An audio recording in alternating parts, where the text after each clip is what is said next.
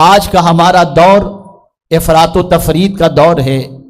آج کا ہمارا ماحول بے اعتدالی کا ماحول ہے۔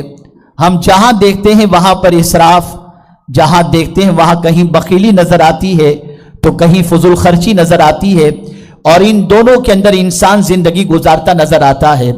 ذاتی زندگی کا مسئلہ ہو تو انسان فضول خرچی کا شکار ہے، اور جب راہ خدا میں خرچ کرنے کا معاملہ ہو تو انسان بخیلی کا شکار ہے۔ میرے پیارے آقا صلی اللہ تعالی علیہ وسلم کے پیارے دیوانوں، اللہ عز و جل نہ بخیل کو پسند فرماتا ہے اور نہ مسرف کو پسند فرماتا ہے، بلکہ اللہ عز و جل یہ چاہتا ہے کہ بندے کی کیفیت دونوں کے درمیان رہے، نہ وہ بخیل ہو نہ ایسا ہو کہ سب کچھ لٹا دے یا اسراف کرے، بلکہ اس کی درمیانی کیفیت ہونی چاہیے۔ اسی لیے جس آیت کی تلاوت کا میں نے شرف حاصل کیا، اس میں رب قدیر جل جلالہ اپنے ان مقبول بندوں کی عظمت کو بیان فرما رہا ہے اور ارشاد فرماتا ہے والذین اذا انفقوا، وہ جب خرچ کرتے ہیں، لم یسرفوا، اسراف نہیں کرتے، اور ولم یقتروا، اور تنگی نہیں کرتے، بلکہ قرآن کہتا ہے وَكَانَ بَيْنَ ذَلِكَ قَوَامًا، درمیان کی راہ چلتے ہوئے نظر آتے ہیں۔ میرے پیارے آقا صلی اللہ تعالی علیہ وسلم کے پیارے دیوانوں، یہ بات اچھی طریقے سے ذہن میں رکھیں۔ معاشرے کی اصلاح کے سلسلے میں یہاں ہمیں اس بات کو ذہن میں رکھنا ہوگا، ہر وہ برائی جس کا تعلق انسان کے نفس اور شیطان کے ساتھ ہی ہوا کرتا ہے، اور وہ انسان کی روش جو قانون الہی اور قانون رسول صلی اللہ علیہ وسلم کے خلاف ہو، ان سارے راستوں کو جب تک کہ بند نہیں کیا جائے گا، ہماری قوم عروج کی شاہراہ کے مسافر نہیں ہو سکتی۔ آج ہماری پوزیشن یہ ہے کہ ہم اپنی زندگی کو قانون الہی اور قانون رسول صلی اللہ علیہ وسلم کے سانچے میں ڈھالنے کی بجائے من کے مالک بن چکے، اور یہ کہتے ہوئے نظر آتے ہیں مال میرا ہے، جیسے چاہوں خرچ کروں، من میرا ہے، جو چاہوں کروں، خواہش میری ہے، جیسے چاہوں پورا کروں۔ نہیں، خواہش کو بھی رسول اعظم کے لائے ہوئے دین کے تابع کرنا پڑے گا، مال کو بھی قانون الہی کے مطابق خرچ کرنا پڑے گا، اور جان کو بھی قانون الہی اور قانون رسول صلی اللہ علیہ وسلم کے مطابق خرچ کرنا پڑے گا۔ میرے پیارے آقا صلی اللہ تعالی علیہ وسلم کے پیارے دیوانوں، سب سے پہلے میں بخیلی کے حوالے سے آپ کو بتاؤں، بہت سارے لوگ ایسے ہیں جو نماز بھی پڑھتے ہیں، ریاضت بھی کرتے ہیں، تلاوت بھی کرتے ہیں، اور اسی کے ساتھ ساتھ ذکر و اذکار میں مصروف بھی رہتے ہیں، لیکن شیخ سعدی شیرازی علیہ رحمہ فرماتے ہیں کہ اگر کوئی بخیل بر و بحر پر مصلی بھی بچھا دے تب بھی جہنم میں جانے سے اسے کوئی نہیں روک سکتا، اس لیے کہ بخیلی اتنا برا وصف ہے، بخیلی اتنا برا عمل ہے، اور بخیلی اتنا برا وصف ہے کہ جس کو یہ وصف لاحق ہو جاتا ہے اس کی دنیا بھی برباد ہو جاتی ہے اور آخرت بھی برباد ہو جاتی ہے۔ جہاں قرآن نے بخیلی سے روکا ہے، وہیں پر قرآن نے اسراف سے بھی روکا، وہیں قرآن نے فضول خرچی سے بھی روکا ہے۔ میرے پیارے آقا صلی اللہ تعالی علیہ وسلم کے پیارے دیوانوں، آج کے دور کے مسلمانوں کی پوزیشن دیکھی جائے تو آج کا مسلمان یا بخیلی کا شکار نظر آئے گا یا اسراف کا شکار نظر آئے گا۔ اس کی زندگی میں اعتدال نہیں ہے، اس کی زندگی میں درمیانی راہ نہیں ہے۔ حضرت عبداللہ ابن عمر رضی اللہ تعالی عنہما فرماتے ہیں جس نے درمیانی راہ اختیار کی اس نے اپنی نصف معیشت کو محفوظ کر لیا۔ جب کوئی انسان درمیانی راہ چلتا ہے، امیری ہو یا غریبی، اس کی چال فاخرانہ نہیں ہوتی، اسراف والی نہیں ہوتی، اور جب اس کے پاس دولت آ جائے تو بخیلی بھی نہیں کرتا اور فضول خرچی بھی نہیں کرتا۔ آقا کریم صلی اللہ علیہ وسلم ایسے شخص کے حوالے سے فرماتے ہیں وہ کبھی غریب نہیں ہو سکتا۔ میرے پیارے آقا صلی اللہ تعالی علیہ وسلم کے پیارے دیوانوں، آئیے میں سمجھاتا ہوا چلوں، سخاوت کتنا عظیم وصف ہے، اللہ کی راہ میں خرچ کرنا کتنا عظیم وصف ہے، اور جب خرچ کرنے کی بات آئے تو کون سی چیز اللہ کے نام پر خرچ کرنی چاہیے، اس کی نشاندہی بھی قرآن نے کی ہے اور اس کے حوالے سے وضاحت بھی قرآن نے کی ہے۔ لیکن جب امت مسلمہ کی زندگی کا جائزہ لیتے ہیں تو آج علمی اعتبار سے، خاص طور پر علم دین کے اعتبار سے، جو افلاس کا شکار مسلمان نظر آ رہا ہے، اس کی سب سے بڑی وجہ یہ ہے کہ مسلمانوں نے علم دین کے سلسلے میں اپنی دولت کو جو بے پناہ خرچ کرنا چاہیے اس سے مسلمانوں نے اپنا ہاتھ کھینچ لیا۔ آپ نے محسوس کیا ہوگا تنگی کے زمانے میں سب سے پہلے انسان اگر کٹوتی کسی چیز میں کرتا ہے تو خیر کے راستے پر کٹوتی کرتا ہے. مسجد میں 5,000 دیتا تھا, تنگی کا وقت آ گیا یا تنگی کا وقت آیا تو سب سے پہلے مسجد میں دینا کم کرتا ہے, لیکن موبائل اتنا ہی چارج کرے گا, گھر میں اتنا ہی ایئر کنڈیشن استعمال کرے گا, گاڑی میں اتنا ہی پیٹرول بھراتا ہوا نظر آئے گا, اور دوسری چیزوں کے اندر شادی بیاہ میں اسی طریقے سے خرچ کرتا نظر آئے گا. اگر آج ہماری قوم جس طریقے سے علم دین سے کوری نظر آ رہی ہے, اگر اس کے سلسلے میں میں کہوں تو غلط نہ ہوگا, اس میں ہمارے ان سرمایہ داروں کا قصور ہے. الا ماشاء اللہ, سب کی بات نہیں کرتا, جو شادیوں کے اندر تو کروڑوں خرچ کرتے ہیں لیکن دین کی آبیاری کے سلسلے کے اندر انہوں نے کبھی توجہ نہیں دی. میں بڑی معذرت کے ساتھ عرض کرتا ہوں, اس وقت امت مسلمہ کا حال یہ ہے, ماضی قریب کے سروے کے مطابق ہندوستان کا 60% مسلمان پہلا کلمہ پڑھنا بھی نہیں جانتا ہے. یہ ہمارے یہاں کی پوزیشن ہے, یہ ہمارے یہاں کی سچویشن ہے. آج ہماری قوم کے بچوں کو اسکول کی فیس دینے کے لیے پیسہ نہیں ہے, علاج و معالجے کے لیے پیسہ نہیں ہے, ہمارے پاس کوئی بہترین اسکول اور کالج اور یونیورسٹی نہیں ہے, دارالعلوم بھی ہیں تو اس معیار کے اتنے بلند نہیں ہیں جہاں پر انسان کی ہر قسم کی تشنگی پوری ہو سکے یا بجھ سکے. اس کی وجہ کیا ہے؟ سب سے بڑی وجہ یہ ہے, اگر اس پریشانی کو دور کیا جائے اور اس پر توجہ دی جائے اور انسان اس سلسلے میں کوشش کرے اور کٹوتی کرنا شروع کر دے, تو میں پورے یقین کے ساتھ کہتا ہوں پورے معاشرے کے اندر سے علمی افلاس ختم ہو جائے گا اور معاشرے کی پوزیشن یہ ہوگی ہر بچہ زیور علم سے آراستہ ہوتا نظر آئے گا. صرف 1 سال کی شادیوں کے اندر جتنی فضول خرچی ہوتی ہے, اگر انہی پیسوں کو جمع کر دیا جائے تو ہر سال ہر شہر کے اندر ایک یونیورسٹی قائم ہو سکتی ہے. لیکن اسراف, فضول خرچی ہمارے معاشرے کے اندر بڑھتی گئی. ہم نے شیطان کے فارمولے پر عمل کیا, رحمان کے بتائے ہوئے قانون پر عمل نہیں کیا. شیطان کا فارمولہ اور شیطان کا قانون کیا ہے, شیطان کا وسوسہ کیا ہے؟ تو قرآن کہتا ہے الشیطان یعدکم الفقر, شیطان فقر کا اندیشہ دلاتا ہے. راہ خدا میں دو گے تو تنگی ہو جائے گی, اللہ کے نام پہ دو گے تو پیسہ کم ہو جائے گا, اللہ کے نام پہ خرچ کرو گے تو تمہارے مال میں کمی ہو جائے گی.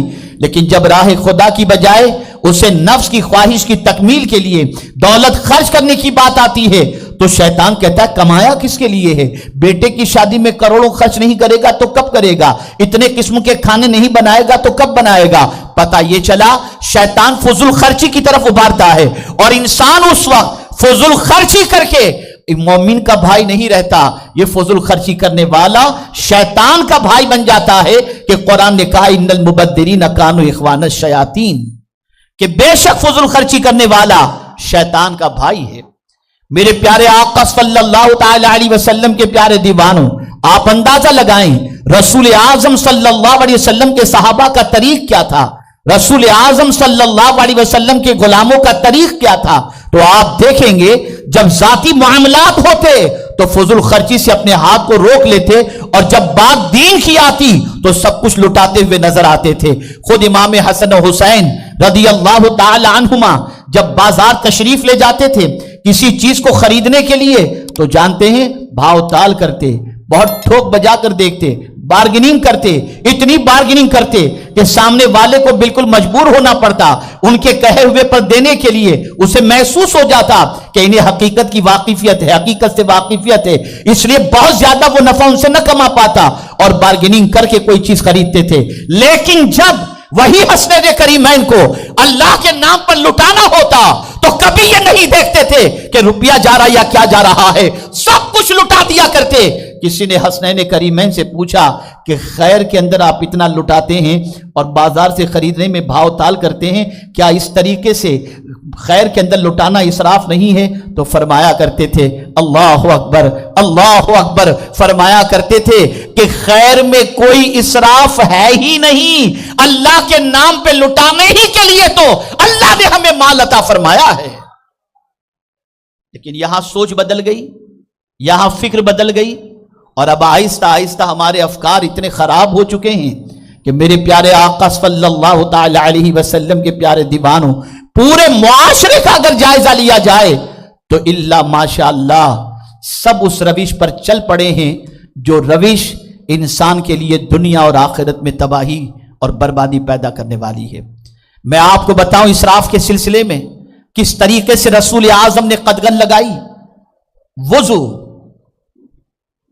کتنی عظیم چیز ہے، کتنا عظیم عمل ہے کہ ایک صحابی بارگاہ رسول صلی اللہ علیہ وسلم میں حاضر آتے ہیں اور عرض کرتے ہیں یا رسول اللہ صلی اللہ تعالی علیہ وسلم میرے لیے دعا فرمائیں کہ اللہ مجھے شہادت کا مرتبہ عطا فرمائے۔ آقا کریم صلی اللہ تعالی علیہ وسلم نے ان سے فرمایا رات کو جب سویا کرو تو باوضو سویا کرو۔ ایک رات باوضو سوئے اور صبح کو جب اٹھنا تھا تو اٹھنے سے پہلے ہی دائی اجل کو لبیک کہہ چکے تھے۔ لوگوں نے رحمت عالم صلی اللہ علیہ وسلم کی بارگاہ میں معروضہ پیش کیا اور عرض کیا یا رسول اللہ صلی اللہ تعالی علیہ وسلم جس صحابی نے شہادت کے حوالے سے حضور سے معروضہ پیش کیا تھا وہ دار فانی سے دار بقا کی طرف کوچ کر گئے۔ آقا کریم صلی اللہ علیہ وسلم نے ایک قانون اس صحابی کے صدقے میں قیامت تک آنے والے اپنے غلاموں کو عطا فرما دیا اور ارشاد فرمایا حالت وضو میں جس کا انتقال ہو جائے اللہ اسے شہادت کا مرتبہ عطا فرماتا ہے۔ لیکن اتنا عظیم عمل، لیکن آپ جانتے ہیں ایک صحابی کو سرکار نے دیکھا وضو کرنے اور پانی بے تحاشا استعمال کرتے ہیں، سرکار نے روکا لا تصریف لا تصریف لا تصریف۔ وضو کے سلسلے میں بھی اگر بے جا پانی خرچ کیا جائے ضرورت سے زیادہ تو اس سے بھی حدیث مصطفیٰ کی روشنی میں اسراف کہا گیا، اس سے بھی روکا گیا۔ اے رسول اعظم صلی اللہ تعالی علیہ وسلم کے دیوانوں، اب آئیے میں سمجھاتا ہوا چلوں ان کھانوں کے حوالے سے جو شادیوں کے اندر کھانے بنتے ہیں۔ ذرا دیکھیے کتنا کھانا پھینکا جاتا ہے، کتنا ویسٹیج ہوتا ہے۔ آپ جانتے ہیں ام المؤمنین حضرت عائشہ صدیقہ رضی اللہ تعالی عنہا گھر میں تشریف فرما تھیں، آقا کریم صلی اللہ علیہ وسلم حاضر آئے، دیکھا تو ایک روٹی کا ٹکڑا زمین پر پڑا ہوا تھا۔ رحمت عالم صلی اللہ علیہ وسلم نے اس روٹی کے ٹکڑے کو اٹھایا، صاف کیا، تناول فرمایا اور ام المؤمنین حضرت عائشہ صدیقہ رضی اللہ تعالی عنہ سے فرمایا حمیرہ یہ عزت والی چیز ہے، ایک بار کسی کے یہاں سے چلی جاتی ہے تو پلٹ کر نہیں آتی، اس کا احترام کرنا چاہیے۔ ایک روٹی کے ٹکڑے کے بارے میں ایک کھجور کو سرکار صلی اللہ علیہ وسلم نے گری ہوئی دیکھی، ارشاد فرمایا جی تو چاہتا ہے کہ میں اس کو صاف کر کے کھا لوں لیکن مجھے کیا خبر کہیں یہ صدقے کی کھجور نہ ہو۔ آپ اندازہ لگائیں میرے پیارے آقا صلی اللہ تعالی علیہ وسلم کے پیارے دیوانوں، آج شادیوں کے اندر ڈرنکس جو ہے اس کو پھینکا جاتا ہے، کھانا پھینکا جاتا ہے، اسراف کیا جاتا ہے، کروڑوں کا ڈیکوریشن کیا جاتا ہے۔ اعلیٰ حضرت عظیم البرکت امام عشق و محبت کی نگاہ قرآن پر تھی، مصطفیٰ جان رحمت صلی اللہ علیہ وسلم کی احادیث پر تھی، اس لیے امام عشق و محبت نے اس قسم کی غلط رسموں کے سلسلے میں قدغن لگائی۔ اور سنو میرے امام نے اس غلط روش کے سلسلے میں اصلاح کرتے ہوئے جو پیغام عطا فرمایا اسے سنیں۔ اعلیٰ حضرت عظیم البرکت امام عشق و محبت فرماتے ہیں جن کھانوں کے اندر فخر و مباحات کے لیے اخراجات کیے جاتے ہوں کہ دکھاوے کے لیے خرچ کیا جا رہا ہے، اور جن شادی کی تقاریب کے اندر مرد و زن کا خلط ملط ہو، ایسی شادیوں میں جانے سے بچو، اس میں شرکت نہ کرو۔ اب یہاں میں آپ سے ایک سوال پوچھنا چاہوں گا کہ وہ غریب جو غربت کی چکی میں پیسا جا رہا ہے اور صرف رسومات کی ادائیگی کے سلسلے میں شادی کے وہ دنیا سے قرض لے کر کے ان رسومات کو ادا کرتا ہے، ایسے شخص کو اعلیٰ حضرت عظیم البرکت امام عشق و محبت نے فرمایا رسومات کی ادائیگی کے لیے قرض لینا اس کی اجازت نہیں ہے، اجازت نہیں۔ ہمارے یہاں ولیمے کا مطلب ہوتا ہے 10 ڈیشیں، ہمارے یہاں ولیمے کا مطلب ہوتا ہے مرغ اور بکرا، ہمارے یہاں ولیمے کا مطلب ہوتا ہے 1000 آدمیوں کا کھانا۔ لیکن قربان جائیے اعلیٰ حضرت عظیم البرکت امام عشق و محبت رسول اعظم صلی اللہ تعالی علیہ وسلم کے جب ولیمے کا تذکرہ فرماتے ہیں تو ارشاد فرماتے ہیں سب سے بڑا ولیمہ جو حضور صلی اللہ علیہ وسلم نے اپنا کیا تھا وہ کیا تھا جانتے ہیں آپ؟ ایک مکمل بکری کے ذریعے ولیمہ کیا تھا جس میں کم و بیش 300 افراد کھانا کھانے کے لیے شریک ہوئے تھے. یہ سب سے بڑا حضور کا ولیمہ تھا. اور یہ تصور کے ولیمے میں بکرا ہی ہونا چاہیے یا مرغا ہی ہونا چاہیے، اس کے بارے میں فرمایا گیا کہ رسول اعظم صلی اللہ علیہ وسلم نے اپنا ولیمہ اس طریقے سے بھی کیا کہ کھجور اور پنیر کے ذریعے بھی سرکار نے ولیمہ کیا ہے. یہاں سے یہ بات واضح ہو گئی کہ آدمی اپنی بساط سے باہر نہ جائے اور اسے چاہیے کہ جہاں تک ہو سکے اسراف سے بچے، جہاں تک ہو سکے فضول خرچی سے بچے. اگر کوئی یہ کہے کہ مولانا امام احمد رضا خان تو شادیوں سے بچنے کے بارے میں کہتے ہیں، باقی چیزوں کے بارے میں کیا فرمایا؟ تو میں آپ کو بتاؤں، اعلیٰ حضرت نے جہاں جہاں اپنا ہو یا پرایا کوئی بھی غلطی کرتا ہوا نظر آیا، امام عشق و محبت نے اس کے سلسلے میں تنبیہ فرمائی اور اصلاح فرمائی. اس لیے کہ مجدد کسی عام انسان کا نام نہیں ہوتا، مجدد عدل کا پیکر ہوا کرتا ہے. وہ اپنی قوم کو جنت کے راستے پر لے جانا چاہتا ہے، وہ امت مسلمہ کو سیدھے راستے کا مسافر بنانا چاہتا ہے، وہ امت مسلمہ کے ہر غلط راستے کو روک کر انہیں سیدھے راستے پر لے جانا چاہتا ہے. یہی وجہ ہے کہ اعلیٰ حضرت عظیم البرکت نے مزارات کے حوالے سے بھی فرمایا کہ وہاں پر بھی ایک چادر کے علاوہ دوسری چادر، جب تک کہ وہ چادر میلی نہ ہو جائے دوسری چادر وہاں نہیں ڈالنا چاہیے. یہ بھی اعلیٰ حضرت نے اصلاح فرمایا. تم بدعتی کہتے ہو اعلیٰ حضرت کو، تم امام عشق و محبت کے حوالے سے غلط الفاظ استعمال کرتے ہو. خدا کی قسم ان کے جیسا عاشق رسول 14ویں صدی میں کوئی پیدا ہی نہیں ہوا. اگر میں یہ کہوں تو غلط نہ ہوگا. امام عشق و محبت اس عظیم اعلیٰ حضرت اور امام کا نام ہے جسے ہم اگر یہ کہیں تو غلط نہ ہوگا کہ وہ بلال ہند تھے. وہ بلال ہند تھے. آپ ذرا سوچ اور اندازہ لگاؤ، انہیں ہر جگہ پر ہر مقام پر اپنے آقا ہی نظر آتے تھے اور وہ اپنے آقا کو اتنا پلانا چاہتے تھے، اتنا پلانا چاہتے تھے، اتنا پلانا چاہتے تھے کہ بندہ رسول اعظم کی محبت میں اتنا ڈوب جائے، اتنا ڈوب جائے کہ خود اپنی کیفیت کے بارے میں اللہ کی بارگاہ میں عرض کرتے ہوئے نظر آتے ہیں، ایسا گما دے ان کی ولا میں خدا ہمیں ڈھونڈا کرے پر اپنی خبر کو خبر نہ ہو. اے رسول اعظم صلی اللہ تعالی علیہ وسلم کے دیوانوں، آج وہ لوگ جو اس فرشگیتی پر خدمت دین کے بہت سارے غیر ٹھیکیدار بن کر کے بیٹھے ہوئے ہیں، ذرا ان کی زندگی کا جائزہ لیجئے. حقوق اللہ کی بات تو کرتے ہوئے نظر آئیں گے، لیکن حقوق العباد اور غریبوں سے سلوک کے سلسلے میں اگر ان کی زندگی دیکھی جائے تو کافی کوری نظر آئے گی. لیکن اے امام، آپ کی عظمتوں پر قربان، آپ کے مقام و مرتبے پر قربان. جانتے ہیں ماہ رمضان المبارک میں اعلیٰ حضرت عظیم البرکت امام عشق و محبت مسجد رضا کے اندر معتکف تھے اور آپ کی خدمت میں ایک بچہ گھر سے توشادان لا کر حاضر ہوتا. اعلیٰ حضرت عظیم البرکت امام عشق و محبت سحری کا وقت تقریباً ختم ہونے کے قریب تھا، لیکن خادم توشادان لے کر کے حاضر نہیں ہوا اور تاخیر کی بنیاد پر اعلیٰ حضرت عظیم البرکت امام عشق و محبت نے اس ننھے سے بچے کو تھوڑا سا ڈانٹ بھی دیا اور ہلکی سی چپت بھی رسید کر دی. دن گزرا، شام کے وقت وہ بچہ پھر توشادان لے کر آیا.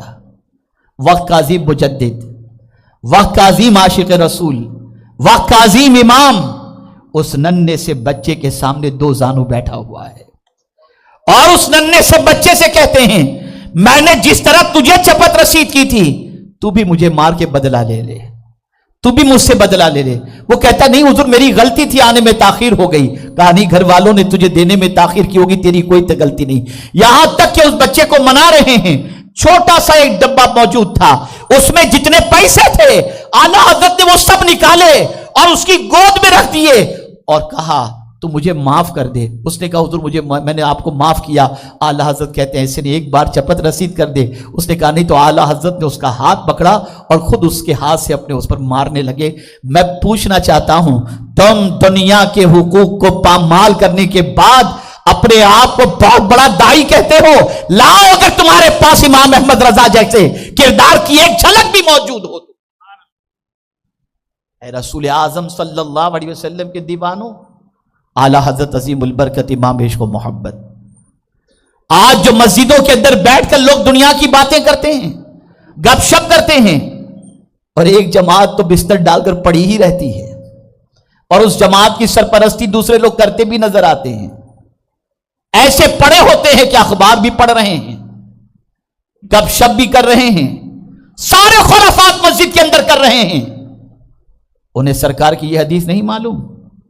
اعلیٰ حضرت عظیم البرکت امام عشق و محبت آقا کریم صلی اللہ علیہ وسلم کی حدیث بیان کرتے ہیں. ارشاد فرماتے ہیں، کسی نے پوچھا میرے امام سے مسجد میں دنیا کی باتوں کو کرنے کا کیا گناہ ہے؟ ارشاد فرماتے ہیں تم گناہ کی بات کرتے ہو. جو شخص مسجد کے اندر دنیاوی باتیں کرے وہ اپنے لیے قبر میں آگ کا انتظام کرتا ہے. اور اس دنیاوی باتیں کرنے والے کی پوزیشن یہ ہے کہ اس کی نیکیاں جس طریقے سے آگ لکڑی کو کھا جاتی ہے، ایسے ہی دنیاوی باتیں اس کی نیکیوں کو کھا جایا کرتی ہیں. یہ تھا امام عشق و محبت کے دل کے اندر مسجد کا تقدس. اس طرح سے اصلاح فرماتے ہوئے نظر آتے ہیں. اے رسول اعظم صلی اللہ تعالی علیہ وسلم کے دیوانوں، امام عشق و محبت کی زندگی کا جائزہ لیجئے تو آپ کو پتا چلے گا قدم قدم پر اعلیٰ حضرت عظیم البرکت امام عشق و محبت نے اصلاح فرمائی. آپ جانتے ہیں، اللہ اکبر، بیعت رضوان کے موقع پر رسول اعظم صلی اللہ تعالی علیہ وسلم نے جب صحابہ سے بیعت لے لی اور جب کمرے میں پہنچے تو خواتین بیعت کے لیے انتظار کر رہی تھی. آقا کریم صلی اللہ علیہ وسلم پر آیت کریمہ نازل ہوئی اور ان عورتوں کی بیعت کے حوالے سے اللہ نے حکم دیا. رسول اعظم صلی اللہ علیہ وسلم نے ان عورتوں کی بیعت کی. جانتے ہیں آپ، وہاں پر حضرت ام المؤمنین عائشہ صدیقہ رضی اللہ تعالیٰ عنہ تشریف فرماتی، اللہ اکبر فرماتی ہیں سرکار نے جن عورتوں کی بیعت کی، جانتے ہیں جن عورتوں سے بیعت لی، ان میں سے کسی کے جسم کو سرکار نے مس تک نہیں کیا. اس کے بعد اعلیٰ حضرت فرماتے ہیں پیر کتنا ہی بڑا ہو جائے حضور جیسا تو کوئی نہیں ہو سکتا. جب حضور صلی اللہ علیہ وسلم اپنی امتیوں میں سے ان عورتوں سے بیعت لیتے ہیں تو سرکار جب ان کے جسم کو مس نہیں کرتے اپنے دست کرم کو یا اپنے وجود کو، تو پھر کسی پیر کو کیسے اجازت ہو سکتی ہے کہ وہ عورتوں کی بیعت کے موقع پر ان کا ہاتھ اپنے ہاتھ میں لیں؟ اعلیٰ حضرت نے کسی کو چھوڑا نہیں ہے. جہاں جہاں اصلاح کی ضرورت پڑی میرے امام نے وہاں اصلاح کی. اور یہاں یہ بھی عرض کر دوں، جب تم جیسے لٹیرے عقیدوں پر ڈاکہ ڈالنے کی کوشش بھی کرنے لگے تو تم جیسوں کو بھی اعلیٰ حضرت نے چھوڑا نہیں، اور تم لوگوں کے مغرور چہرے کو بے نقاب کیا اور کہا سونا جنگل رات اندھیری، چھائی بدلی کالی ہے، سونے والے جاگتے رہیو، چوروں کی رکھوالی ہے. اب یہاں آخری بات عرض کر دوں اس لیے کہ کہیں میری فلائٹ مس نہ ہو جائے.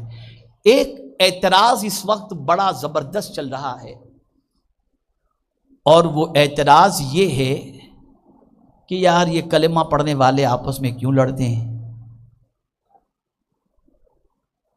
یہ دیوبندی کے پیچھے نماز کیوں نہیں ہوتی، یہ وہابی کے پیچھے نماز کیوں نہیں ہوتی. میں آپ سے کہتا ہوں، ایک سوال پوچھوں گا جواب دیجیے گا، جلدی جلدی ختم کر دوں. غزوہ احد کی تاریخ کون سی تھی؟ یہ غزوہ جس تاریخ کو ہوا تھا وہ تاریخ جانتے ہیں آپ؟ کون سی تاریخ کو ہوا تھا یہ غزوہ جس میں حضور خود شریک تھے صلی اللہ علیہ وسلم؟ نہیں معلوم. غزوہ احد جس میں حضور شریک ہوئے تھے تاریخ نہیں معلوم. غزوہ بدر جس میں حضور شریک ہوئے تھے تاریخ نہیں معلوم. سیدنا امیر حمزہ رضی اللہ تعالیٰ عنہ جس جنگ میں شہید ہوئے تاریخ نہیں معلوم. لیکن کربلا کی تاریخ یاد ہے یا نہیں؟ بھئی جواب دیں، آپ سے میں پوچھتا ہوں، کتنوں کو یاد ہے؟ ذرا ہاتھ اٹھا کر بتائیں۔ ماشاءاللہ سب کو یاد ہے۔ جس جنگ میں حضور شریک ہوئے وہ جنگ کی تاریخ یاد نہیں،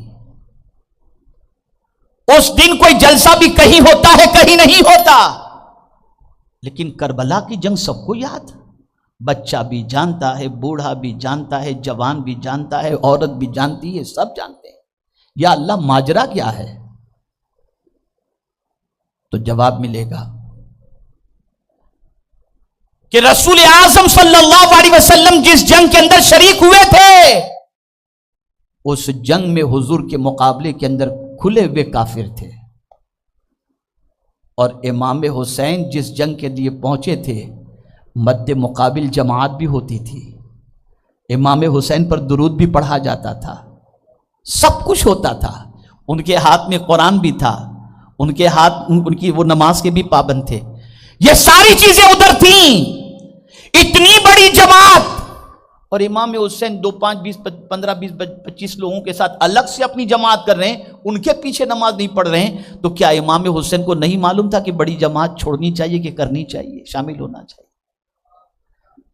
ہمیں امام حسین نے درس دیا، سن لو، اور اللہ نے کربلا کی جنگ کو ہمارے سینے کے اندر یاد رکھنے کا جذبہ عطا فرما دیا، اور ہمیں ایک سوچ عطا فرما دی کہ اب کھلے ہوئے کافروں کے مقابلے میں کلمہ پڑھنے والے منافق بہت آئیں، اس لیے یاد رکھنا، ہر نمازی کے پیچھے نماز نہ پڑھنا، یہ دیکھنا کہ اہل بیت کی محبت کہاں موجود ہے، اس کو ذہن میں رکھنا۔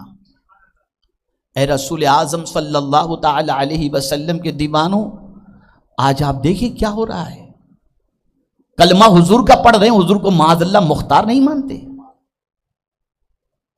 یعنی اب آپ سوچیں، اگر کسی سے کہیں اپنے نبی کی شان بیان کرو، اور معاذ اللہ وہ نبی کی یہ شان بیان کرے کہ ہمارے نبی تو معاذ اللہ اپنی بچی کو بھی نہیں بخشوا سکتے، کیا وہ آپ کے نبی سے محبت کرے گا؟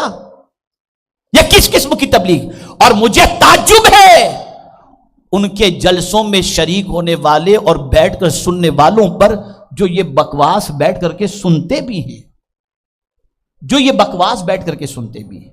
عرض کرنے کا منشا یہ ہے، اے رسول اعظم صلی اللہ تعالی علیہ وسلم کے دیوانوں، اپنے معاشرے کی اصلاح کرو، اپنے آپ کو نماز کا پابند بناؤ، فضول خرچیوں سے بچو، اعتدال کی راہ اختیار کرو، نہ سب لٹا دو اور نہ گلے سے ہاتھ باندھ کے رکھو کہ کچھ نہ دو، بلکہ درمیانی راہ اختیار کرو۔ شادی بیاہ کے اندر فضول رسموں سے بچو، فضول خرچیوں سے بچو، حالات بد سے بدتر ہیں۔ پہلے مسلمانوں میں خودکشی کرنے والوں کے بارے میں کم سنا جاتا تھا، لیکن اب کچھ دنوں سے زیادہ سنا جا رہا ہے کہ لون کی وجہ سے، قرض کی وجہ سے، بچیوں کی شادی نہ ہونے کی وجہ سے، غربت کی وجہ سے، افلاس کی وجہ سے بہت سارے خودکشی کرتے ہوئے نظر آتے ہیں۔ اے مسلمانوں، اپنی شادی کو سادگی کی طرف لے جاؤ۔ اگر امام عشق و محبت کی محبت سینے کے اندر موجود ہے تو فضول خرچی سے اپنے آپ کو بچاؤ، اور یہ فضول خرچی سے بچنے کا پیغام اعلیٰ حضرت نے اپنے گھر سے نہیں، قرآن کی روشنی میں دیا ہے، اور مدینے کے تاجدار صلی اللہ علیہ وسلم کے فرمان کی روشنی میں دیا ہے۔ آؤ سنیت سے وابستہ ہو جاؤ، اور یاد رکھیں سیدۃ النساء کا مقام بہت عرف و اعلیٰ ہے، ان کے عمل پر اللہ قرآن کی آیت نازل فرما دے۔ آپ ذرا دیکھو تو صحیح، وہ اگر نظر مانیں اور یتیم اور اسیر کو کھانا کھلا دیں اور پھر ان کے جذبے کا اظہار وہ کریں، تو مولا جبریل امین کو بھیج دیتا ہے کہ میرے محبوب کی بیٹی کا کتنا عظیم جذبہ ہے، اور قرآن کی یہ آیت ان کے عمل کی عکاسی کرتی نظر آتی ہے۔ انما نطعمکم لوجہ اللہ لا نرید منکم جزاء ولا شکورا۔ آپ اندازہ لگائیں، وہ لوگ جو اس قسم کی باتیں کرتے ہیں ان سے بچیں، ان سے پرہیز کریں، اور اعلیٰ حضرت عظیم البرکت امام عشق و محبت کے مشن سے وابستہ ہوں، اور رسول اعظم کی محبت اپنے دل کے اندر بٹھائیں، اور اپنے آپ کو ہر غلط چیز سے، ہر برائی سے، ہر مکروہ، ہر آوارگی سے اپنے آپ کو بچانے کی کوشش کریں۔ اللہ رب العزت جل جلالہ آقا کریم رؤوف الرحیم علیہ التحیۃ والتسلیم کے صدقہ و طفیل ہمیں سنیت پر زندہ رکھے، اور ایمان ہی پر ہم سب کا خاتمہ فرمائے۔ وما علینا الا البلاغ المبین۔ السلام علیکم ورحمۃ اللہ وبرکاتہ۔